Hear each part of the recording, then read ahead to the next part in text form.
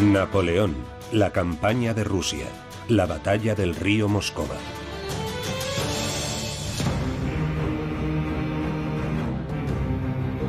La paz reina en la mayor parte de Europa, pero Francia es escenario de inquietantes preparativos militares.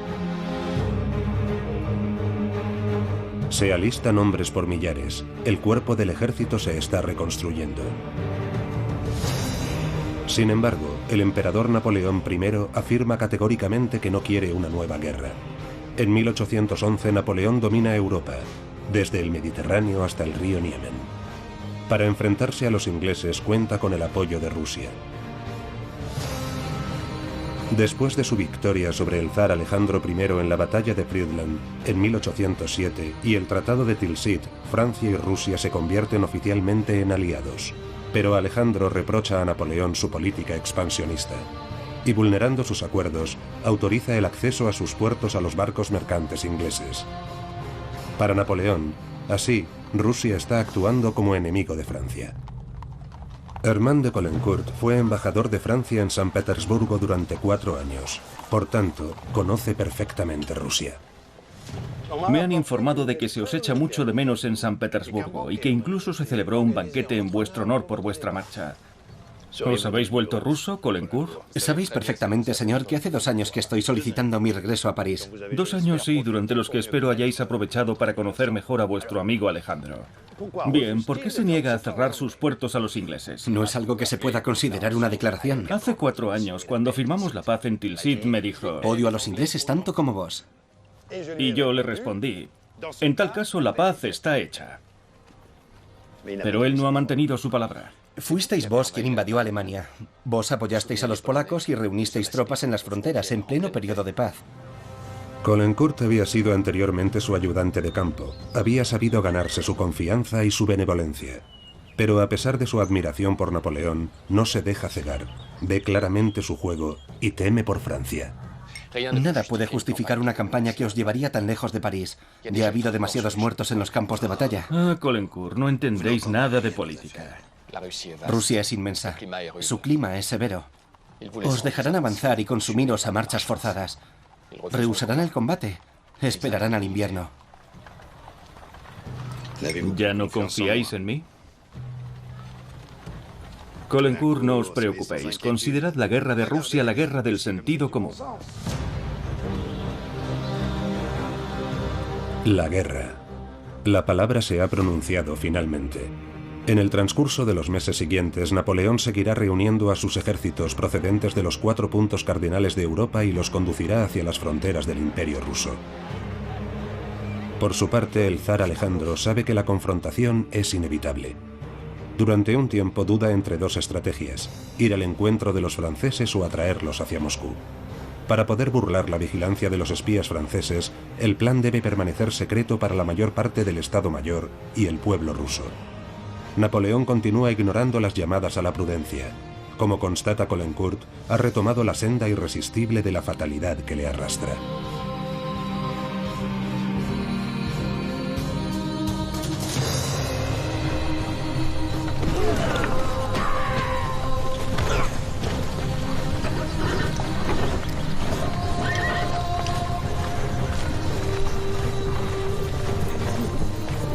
Primer día de campaña.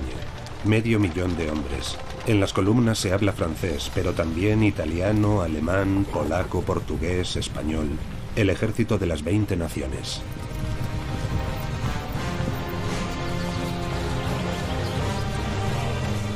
El primer imperio en marcha hacia su destino. Napoleón quiere una campaña relámpago. Cree que una demostración de fuerza será suficiente para hacer entrar en razón al zar. Quiere cumplir su sueño, hacer de todos los pueblos de Europa un solo pueblo. A los soldados se les ha prometido un pronto regreso a su patria, pero más allá del río Niemen, que marca la frontera de Polonia con el Imperio ruso, reina lo desconocido. Lo más relevante que cabe señalar es que la Gran Armée, el Gran Ejército, era el ejército más grande jamás visto en la historia de Europa. La particularidad de la Gran Armée de Napoleón es que en sus filas hay un número muy elevado de civiles.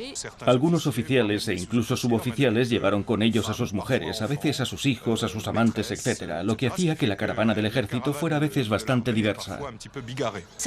Algunos están con él desde la campaña de Egipto. Son los viejos veteranos que constituyen la columna vertebral de la Gran Armée. Confían en él, siguen a aquel hombre, que para ellos es una estrella, un genio.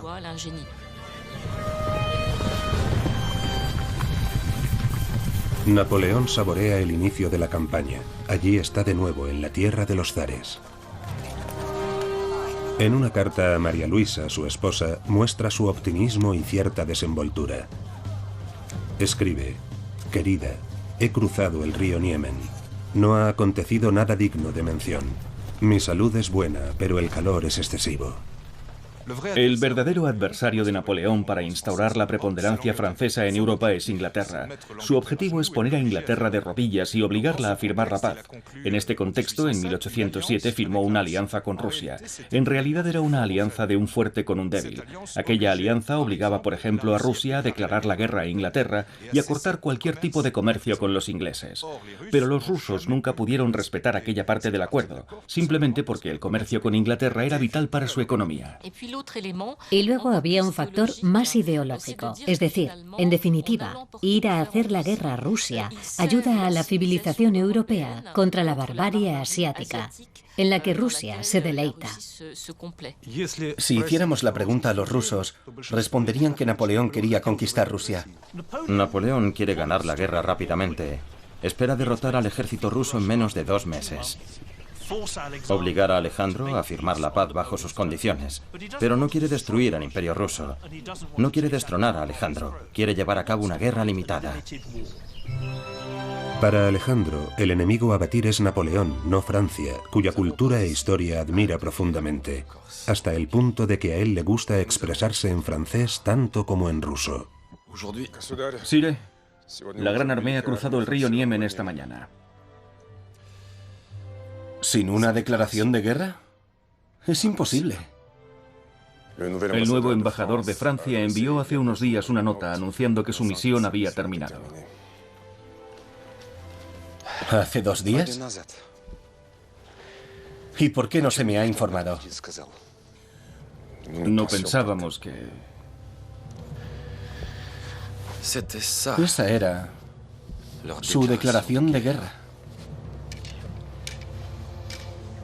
Estamos preparados para librar batallas, Sire. No comparto vuestra opinión, general. No.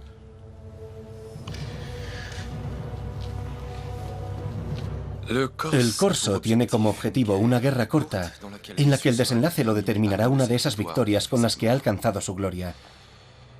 Querrá un nuevo Austerlitz. Nosotros vamos a privarle de ese placer. ¿Rehusando el enfrentamiento? Es una actitud indigna. Dejémosle perderse y mientras, ganemos tiempo. Alejandro I es un ser complicado. Es, en cierto sentido, un político astuto y tenaz, pero por otro lado es muy sensible y fácil de herir. ¿Quién no tiene complejo de inferioridad militar frente a Napoleón en aquella época? Alejandro intentó comandar 2 ejércitos durante la campaña de 1805, lo que terminó en una catástrofe terrible en la batalla de Austerlitz. De manera que el zar es consciente de que no es un gran militar y por primera vez en la historia de Rusia, en 1812, se comprometerá a no tomar personalmente el mando de su ejército. Alejandro ha aprendido, por tanto, de su derrota en Austerlitz en 1805. Napoleón hábilmente le había hecho creer que solo disponía de 40.000 hombres, cuando en realidad disponía del doble.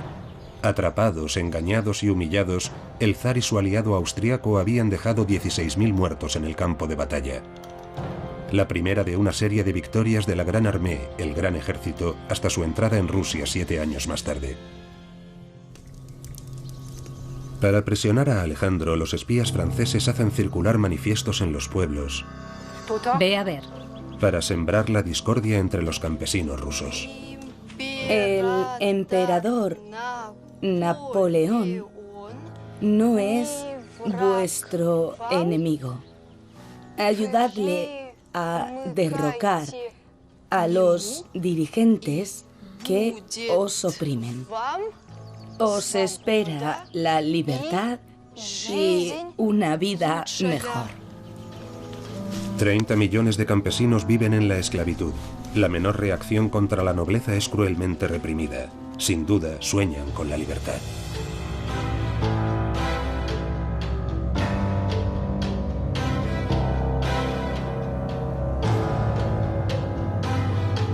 Detente. Prometiendo abolir la servidumbre, Napoleón podría ganarse su lealtad, pero a pesar de su sufrimiento están unidos a la tierra rusa, es su mundo. De los franceses que se aproximan no saben nada. En los inicios de la campaña, ni Napoleón ni Alejandro pueden predecir cómo será el comportamiento de los campesinos, ni su fiabilidad. Rusia es una inmensa incertidumbre. Desde hacía 300 años, en el territorio ruso no se había producido ninguna invasión. Por eso el pueblo ruso percibió la intrusión de Napoleón en su territorio como una invasión comparable a la de los tártaros mongoles de antaño, que habían vivido sus abuelos.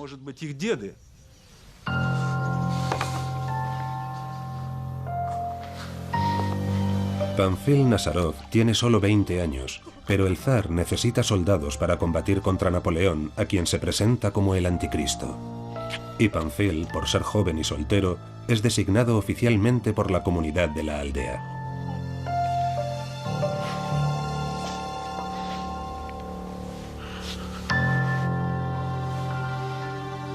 Los jóvenes campesinos como él se incorporan a filas con el consentimiento de sus propietarios, que contribuyen de esta manera a la defensa de su santa madre Rusia.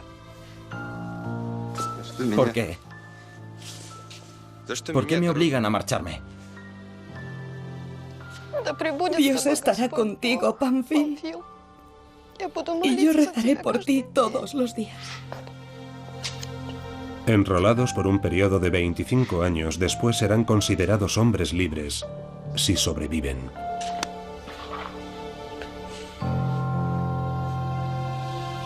Pamfil Nazarov realizará el difícil aprendizaje de la vida de soldado y pronto estará listo para enfrentarse a la Gran Armée.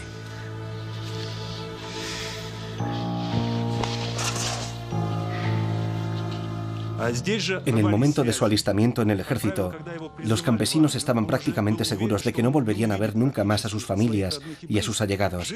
La vida del soldado era muy dura. El regimiento se convertirá en su familia, y este es un factor fundamental que explicará también el valor con el que los soldados combaten por su regimiento, que en realidad es un sustituto de la familia. Es cierto que los nobles rusos tenían mucho miedo de que Napoleón prometiera la abolición de la servidumbre en Rusia y de que aquello originara un caos.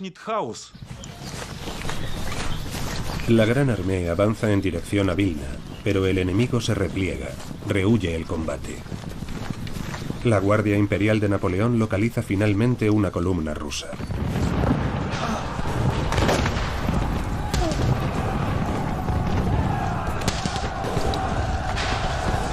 Primer enfrentamiento, primer cuerpo a cuerpo. Los dos bandos juran morir antes que ceder una pulgada de terreno. Un cruel anticipo de los combates por venir.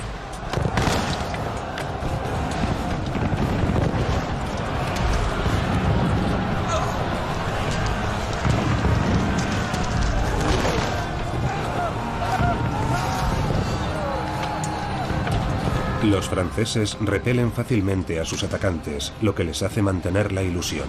La capitulación del zar es solo cuestión de días.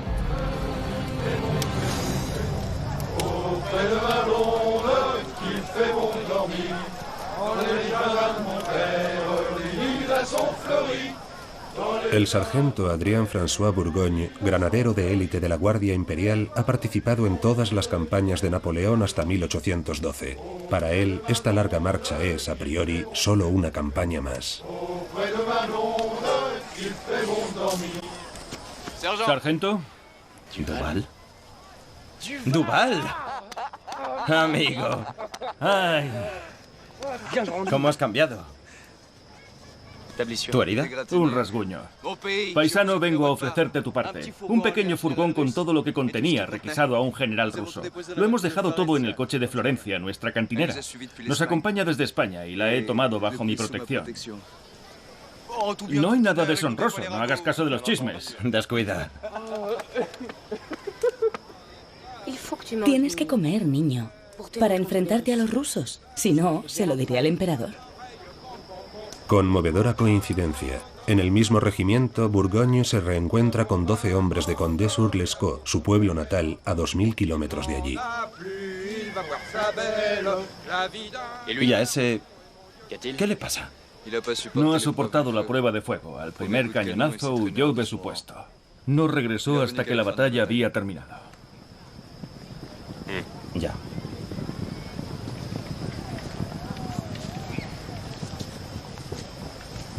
El vino del general ruso no se puede rechazar. Ya verás cómo nos endurece. Aquí se aprende a dominar el miedo, la angustia, el dolor. ¿Vos tenéis miedo? Como todo el mundo. Me han herido ya 2 veces. Y sé lo que es que te arranquen de tu familia por el azar de un sorteo. Las marchas forzadas, las noches sin sueño a la espera de la batalla. Si mi familia no fuera tan pobre, sin bienes ni tierras, yo habría hecho que me sustituyeran. Él está aquí por eso. Un soldado le pagó para que ocupara su lugar. Yo jamás he tocado un centavo de mi sueldo. Y mirad sus suelas. Deberían durarle 3 años. ¿Qué hacemos aquí? ¿Lo sabéis vos? ¿Por quién combatimos? El sargento Burgogne eligió hacer carrera en el ejército. Desde su punto de vista, Napoleón es infalible.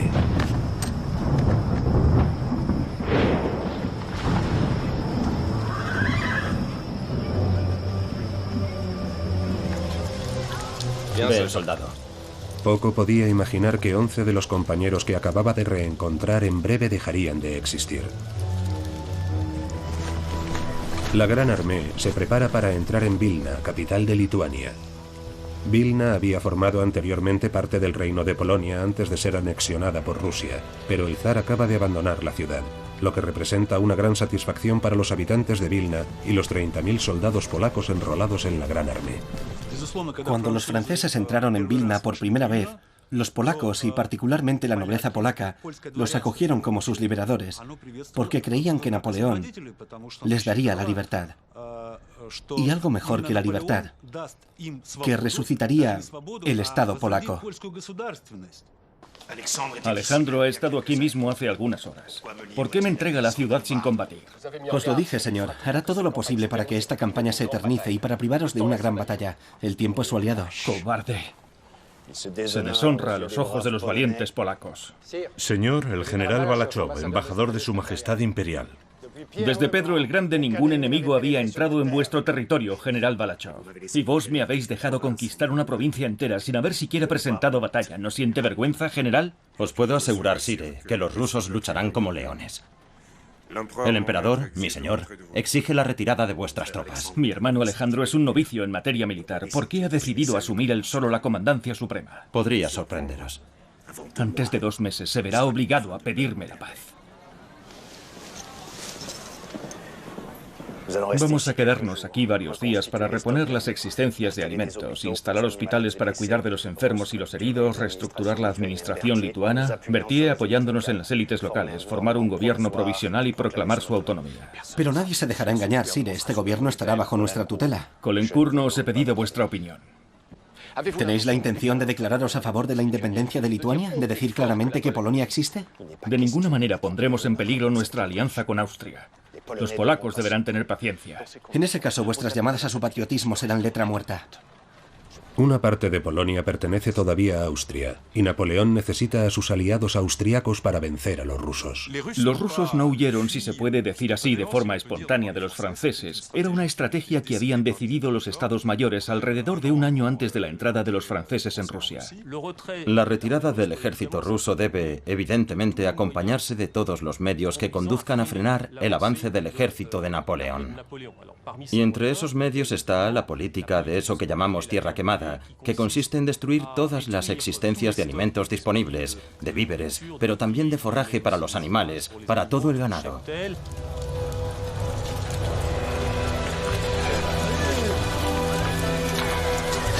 En persecución del elusivo ejército ruso, la Gran Armée abandona Vilna a marchas forzadas, recorriendo entre 20 y 40 kilómetros diarios, cada vez más lejos, cada vez más al este. Debido a las lluvias torrenciales, es necesario luchar a cada paso con el barro para que las botas no queden atrapadas en él. Los rusos han quemado molinos y almacenes, por lo que falta alimento para la caballería. Se arranca la paja podrida de las cabañas, pero los caballos se están muriendo. Hay escasez de pan, disentería, heridos a los que no se puede cuidar.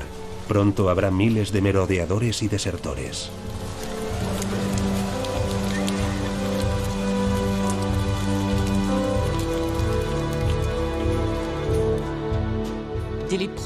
Desde las primeras semanas de la campaña empezarán a producirse los primeros problemas. Los primeros, yo no diría síntomas de hambruna, porque sería excesivo, pero sí los primeros problemas de aprovisionamiento alimentario.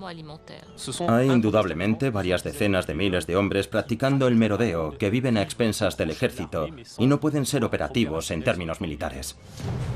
Para fortalecer las filas de su ejército y recuperar la cohesión, Napoleón tiene más que nunca necesidad de una gran batalla que ansía desde hace semanas. A lo lejos, una multitud de puntos luminosos, los campamentos del ejército ruso.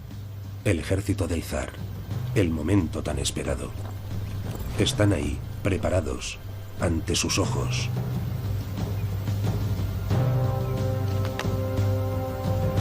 Napoleón ha logrado su objetivo. La gran batalla tendrá lugar al día siguiente. Una victoria digna de Austerlitz, y esta guerra habrá terminado.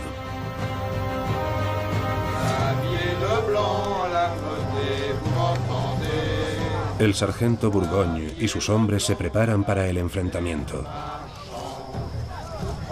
Se limpian las armas, se comprueban los fusiles.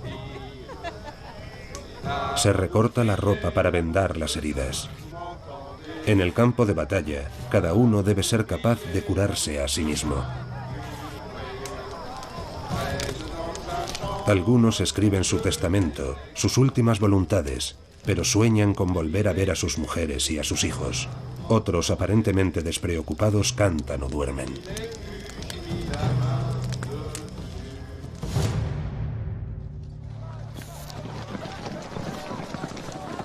Esta campaña ha costado ya a Napoleón en hombres, en caballos y en material el equivalente a 2 batallas perdidas. Es urgente vencer. Señor, venid a ver, rápido. Ya voy, Caulaincourt. Buenos días, señores.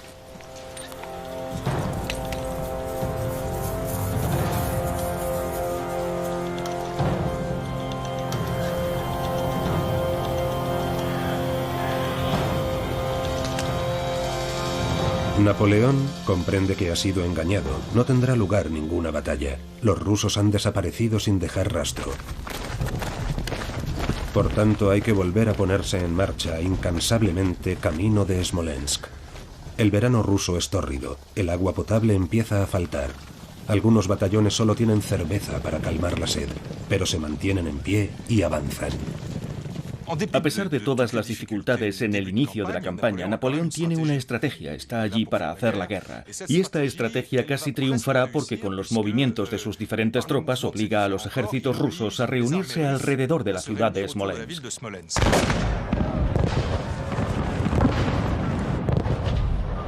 6 de la mañana.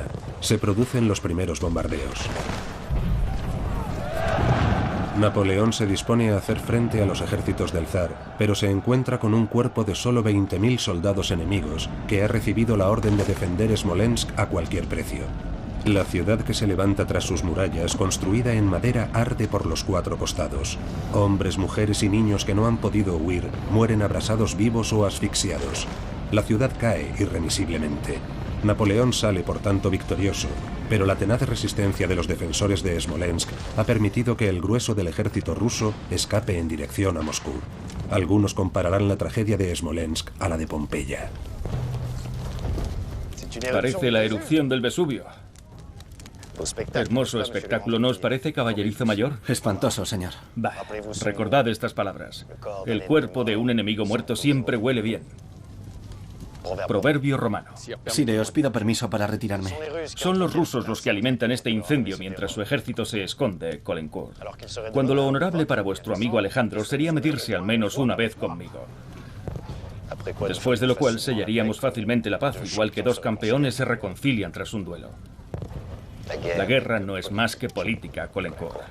Y la paz no puede fraguarse mientras estamos a este lado del Rin. A Caulaincourt le aflige continuamente el daño que inflijo a su amigo. El zar no es mi amigo. Soy más patriota que otros que solo os complacen y adulan. Os suplico calma, habláis con el emperador. ¿Por qué debo guardar silencio? Me enorgullezco de haber hecho lo imposible por evitar esta guerra. Sire, confiadme una misión en España. Permitidme que salga de este... Sois demasiado susceptible, Caulaincourt. ¿Sabéis cuánto respeto os profeso? Que Alejandro se pronuncie contra Inglaterra y todo habrá terminado. ¿Y mientras tanto? Si no quiere que me haga coronar emperador en el Kremlin, tendrá que buscar la forma de detenerme. ¿No? Más tarde, Caulaincourt escribiría: Napoleón creía en una batalla porque la deseaba y porque se veía vencedor. Estaba convencido de que Alejandro pronto suplicaría la paz. Su embriaguez no cesaba. Y yo me daba cuenta de que ya no podía confiar en las buenas inspiraciones que tan feliz me habían hecho antaño. La ciudad, cuya belleza ya era ensalzada en aquel entonces, sufriría un trágico destino, puesto que quedó completamente destruida por el fuego, un fuego alimentado en gran parte por los rusos a consecuencia de su política de tierra quemada. En Smolensk se produjo el primer punto de inflexión de la guerra, en la medida en que la población civil, ahora a gran escala, pasó a ser una de las grandes víctimas de la guerra. Se considera que la toma de la ciudad de Smolensk marcó el inicio de la guerra patriótica contra los ocupantes franceses. Napoleón, el invasor, hace constituir en Smolensk un concejo municipal compuesto por ciudadanos rusos obligados a obedecer bajo pena de represalias y retribuidos en moneda francesa. El emperador ordena cobrar a la población una contribución en forma de trigo, ganado y forraje. Estos duros gravámenes exacerban el odio contra los ocupantes franceses. Sin embargo, los rusos no entienden por qué el zar Alejandro entrega de esa forma, sin oponer resistencia, sus ciudades y sus tierras. Esta situación generaría una primera crisis muy profunda de confianza entre el zar y el pueblo, pero también una crisis de confianza en el seno del propio ejército imperial. Carta del general Bagration a su amigo Ermolov. Me avergüenza llevar este uniforme. Es un suplicio. Nos han dispersado como meros peones para quedarnos luego de brazos cruzados bostezando de aburrimiento a lo largo de nuestras fronteras. Siento tanta repugnancia que temo perder el juicio.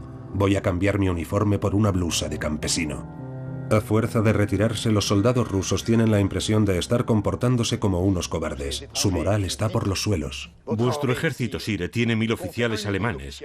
Todos los extranjeros que ordenan la infame retirada de vuestras tropas han dejado de inspirar confianza. Por eso he convocado esta reunión. He de nombrar un generalísimo que sepa concitar al ejército y al pueblo alrededor de su figura. De dicho nombramiento dependerá el resultado de la guerra. Yo propongo al general Kutuzov. Kutuzov no gozaba del aprecio de Alejandro I. Para empezar, porque su sola presencia le recordaba el fracaso de Austerlitz, en el que Kutuzov había expresado un punto de vista diferente que el zar no había seguido, lo que se tradujo en un tremendo fiasco. Según cuentan las fuentes, el general Kutuzov sentía pasión por la comida y también por las mujeres.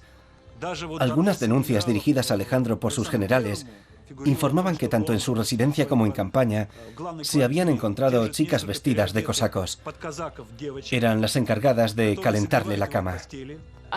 Mientras que Alejandro era un hombre muy mojigato, y desde ese punto de vista existía también una cierta incompatibilidad de estilo, por así decirlo, entre los dos hombres. Para emprender una guerra de liberación, una guerra patriótica, necesitamos un militar ruso. En ese caso, el general Tormasov cumplirá con creces. Kutuzov, señor, es el más veterano. Nuestros mejores generales, Bagration, Beniksen, aceptarán servir bajo sus órdenes. El perdedor de Austerlitz. Eso no le impide gozar de gran favor en la opinión pública. Ha sido elegido por unanimidad líder de las milicias de San Petersburgo y de Moscú. Su popularidad y sus hazañas hablan por sí solas, y su valentía es incontestable.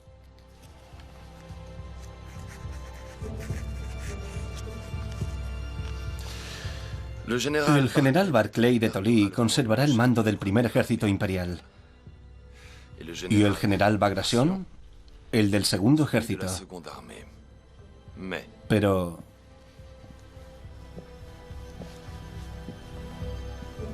Kutuzov será el nuevo generalísimo.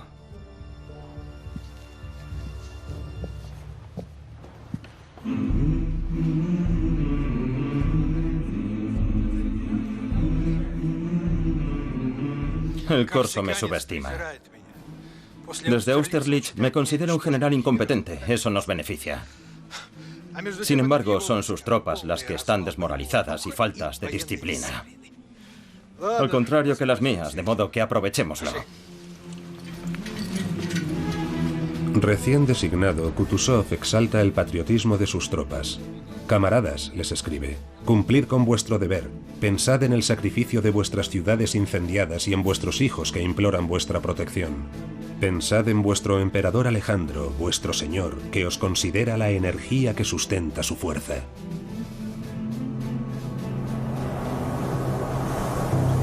Mientras el ejército del zar se reorganiza de manera decisiva, Napoleón exige a sus hombres que luchen hasta el límite de sus fuerzas.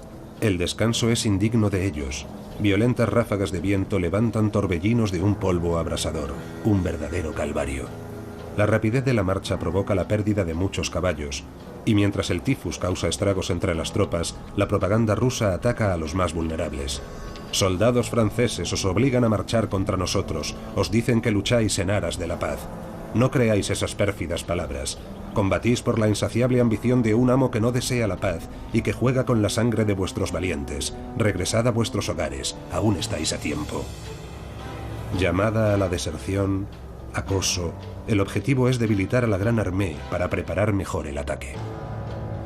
En 2 meses el grueso del ejército merma ostensiblemente.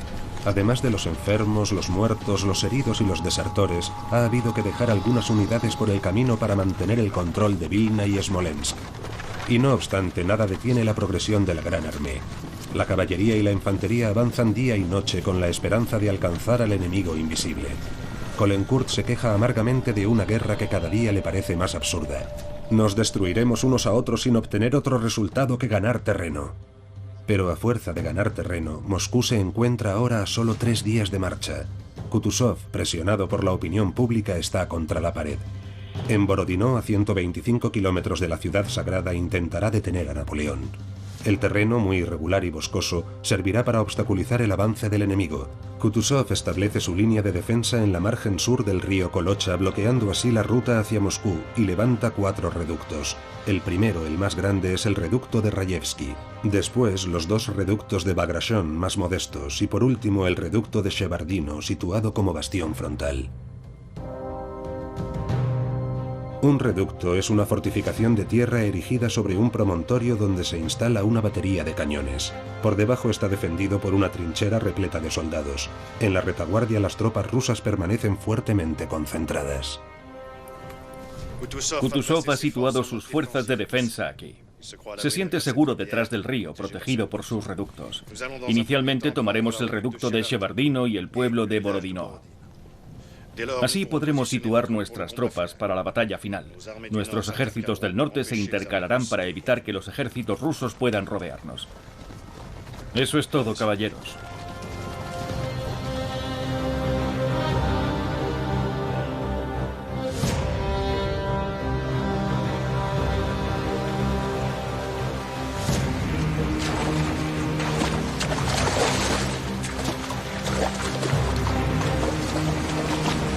140.000 hombres conforman la Gran Armée frente a 150.000 del lado ruso. 214 batallones de infantería, 317 escuadrones de caballería, 587 piezas de artillería.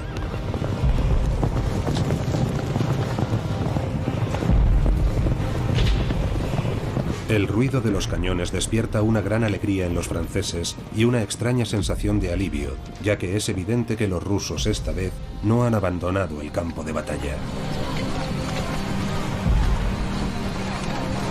Los dos ejércitos lucharán en dos puntos altamente estratégicos: el pueblo de Borodino, que se encuentra en la ruta hacia Moscú, y el reducto de Shevardino, cerrojo principal de la línea defensiva rusa.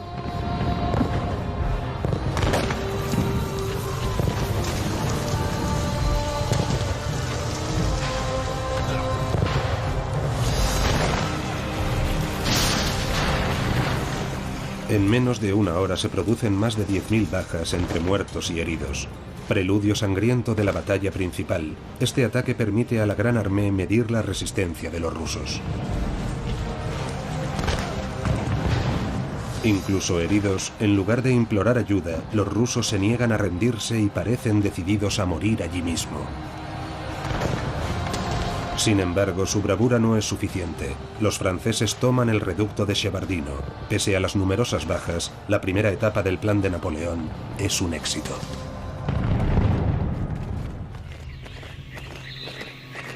Cada ejército lame sus heridas. Del lado ruso se refuerzan las líneas de defensa y sobre todo los reductos de Rayevsky y Bagration.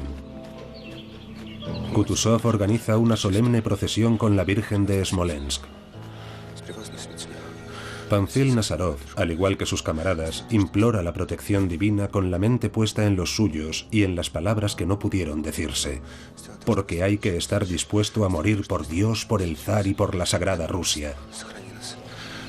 Nunca los rusos han orado con tanto fervor como hoy, escribe el poeta Glinka.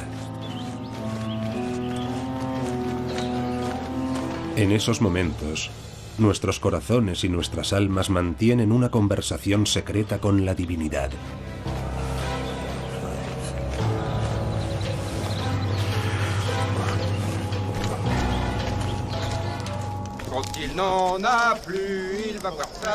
Mientras el enemigo confía su suerte a Dios, la Gran Armée, que nunca ha perdido su fe en Napoleón, espera con impaciencia la llegada del día siguiente. ¡Viva el emperador! ¡Viva! ¡Viva el emperador! ¡Viva! ¡Viva el emperador! ¡Viva! El emperador ha dormido mal. Caulaincourt. Gracias. Se ha acostado a las 3 de la madrugada, preocupado de que los rusos puedan evaporarse una vez más. Pero al salir de su tienda recupera la confianza. La primera luz del amanecer le recuerda el sol de Austerlitz. El día anterior ha redefinido su plan de batalla. Quiere destruir el flanco sur de las fuerzas enemigas y atacar las formidables fortificaciones erigidas por los rusos, concretamente el gran reducto de Rayevsky. La Guardia Imperial del Emperador permanecerá en la retaguardia, lista para intervenir en caso necesario. Soldados, he aquí la batalla que tanto habéis anhelado. De vosotros depende ahora la victoria, nuestro pueblo la necesita. Ella os procurará abundancia, buenos alojamientos y un pronto regreso a la patria.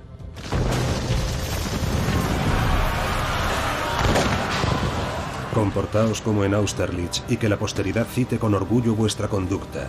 Que de cada uno de vosotros se diga, estuvo en esa gran batalla bajo las murallas de Moscú. Durante 10 horas, los dos ejércitos lucharán palmo a palmo. Los soldados se olvidan del miedo bajo una lluvia de proyectiles y andanadas de cañón, y apenas se fijan en los camaradas que caen a su lado disparados a quemarropa. Los rusos la llamarán la batalla de Borodino. Los franceses se referirán a ella como la batalla del río Moscova. Las posiciones se conquistan, se pierden, se vuelven a conquistar y de nuevo a perder. El segundo cuerpo de caballería, comandado por el general Montbrun, debe cargar a la derecha del reducto de Rayevsky. Montbrun busca la posición ideal para atacar y parte a caballo en misión de reconocimiento. Por desgracia, una bala de cañón le atraviesa el tórax. Napoleón decide sustituirle por Auguste Caulaincourt, el hermano de Armand de Caulaincourt.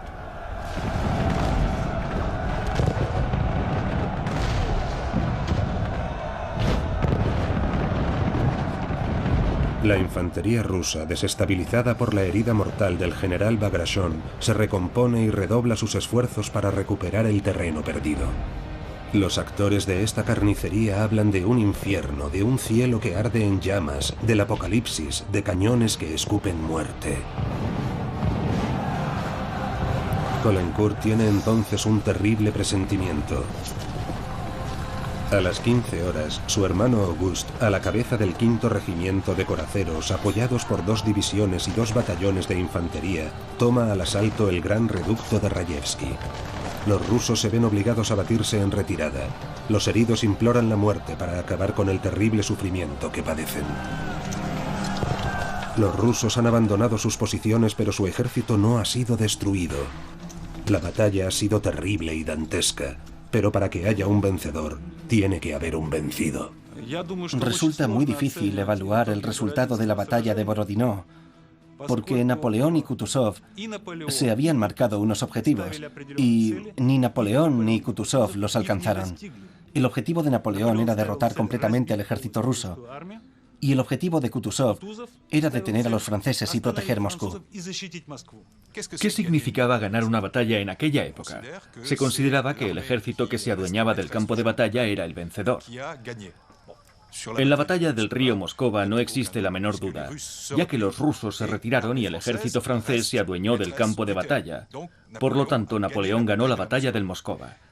Si bien es cierto que a nivel estratégico la batalla del Moscova contribuyó a un debilitamiento aún mayor de la Gran Armée, y basándose en esto, los rusos la reivindican como una victoria.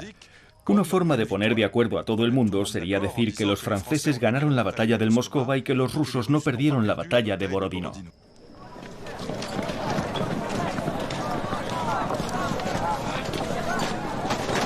Una victoria decepcionante para Napoleón, y tan costosa en vidas humanas. Sin embargo, la Guardia Imperial, la élite de la Gran Armée, había permanecido en la retaguardia. De modo que el sargento Bourgogne había vivido la batalla desde la distancia de forma distinta a muchos de sus compatriotas que, a diferencia de él, lucharon en primera línea.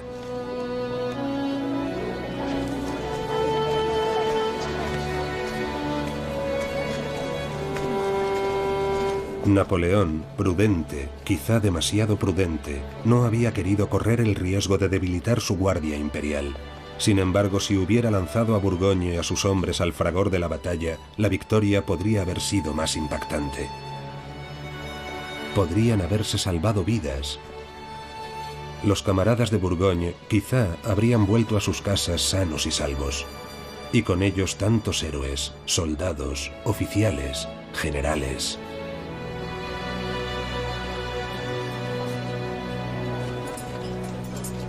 Caulaincourt no olvidaría jamás aquel fatídico día. «Venceremos o me quitaré la vida», fueron las últimas palabras que me dirigió Auguste. Había encabezado la carga decisiva contra el gran reducto. Tuvo tiempo de disfrutarla antes de que una bala enemiga acabara con su vida. A ojos del emperador, Francia había perdido a uno de sus mejores oficiales. Yo había perdido a mi hermano. Tenía 35 años.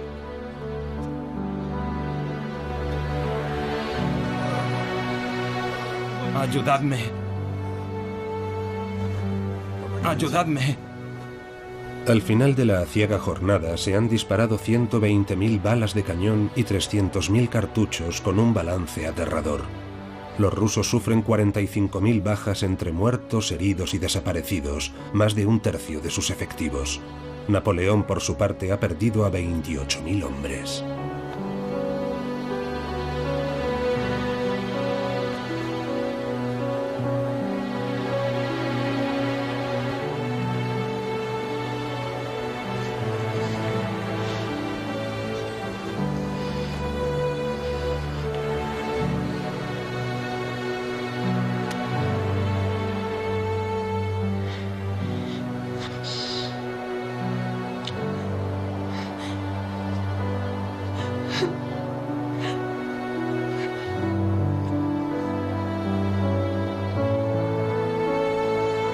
La hecatombe pone de manifiesto las limitaciones de los servicios sanitarios. Numerosos heridos agonizan en el campo de batalla sin recibir auxilio.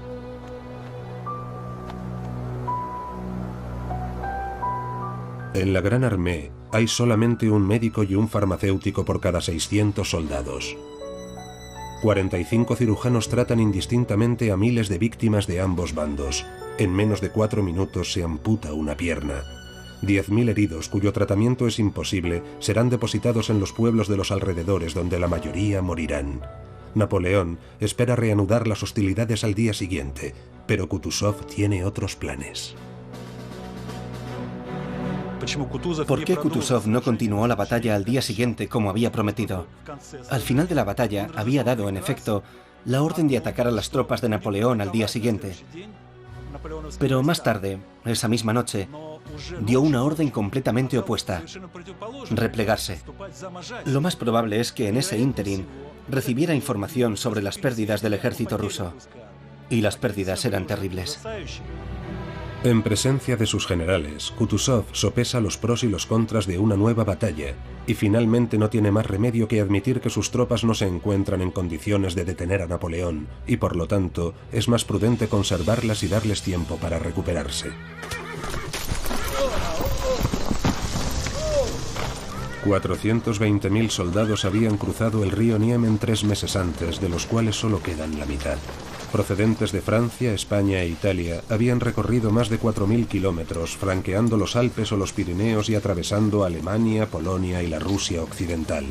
Y ahora piensan que podrán por fin descansar de sus fatigas.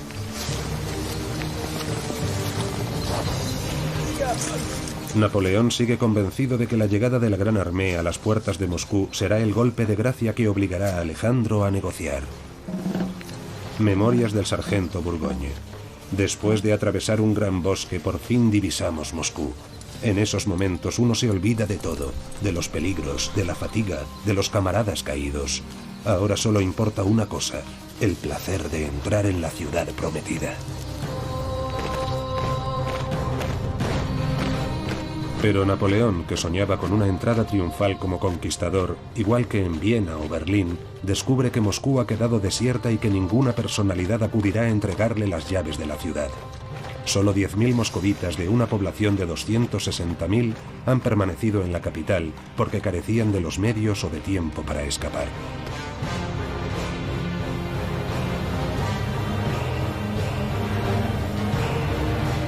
Napoleón se instala en el Kremlin con su guardia y su servicio de intendencia. Sus generales ocupan las suntuosas residencias de los nobles. ¿Dónde están vuestras divisiones, Oudinot? Sí, han estallado incendios por toda la ciudad. Parece que es obra de los rusos. Ah, no lo creo. Esos bárbaros no están lo suficientemente locos como para desfigurar Moscú. No queda ninguna bomba contra incendios, se las han llevado todas. Bien, persiga a los incendiarios. Y que los ahorquen en el acto.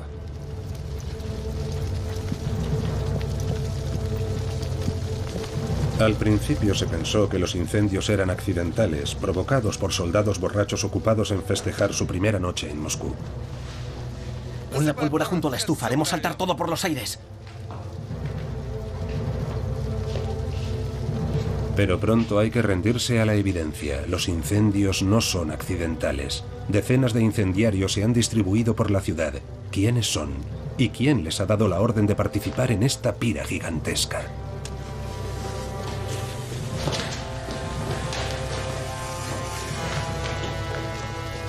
¡Alto! ¡Capturadlos!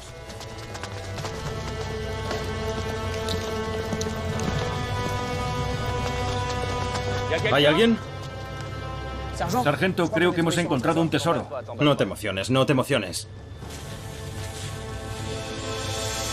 ¡Al suelo!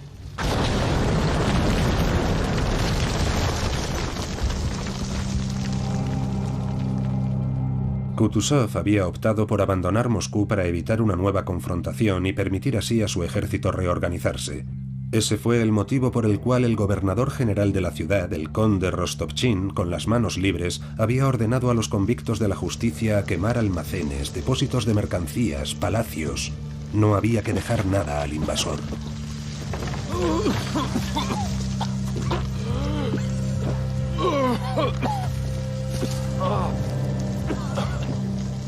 ¿Estáis bien? Sí, sargento. Memorias del sargento Bourgogne.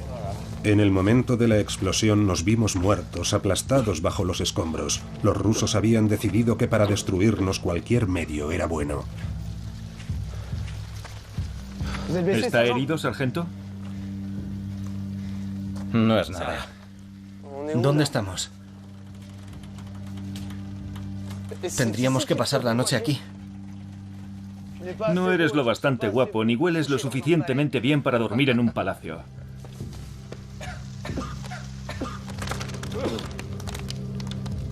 Sargento, venga a ver esto. Vaya. ¿Qué hacemos, sargento? Nos lo llevamos. ¡Cuidado!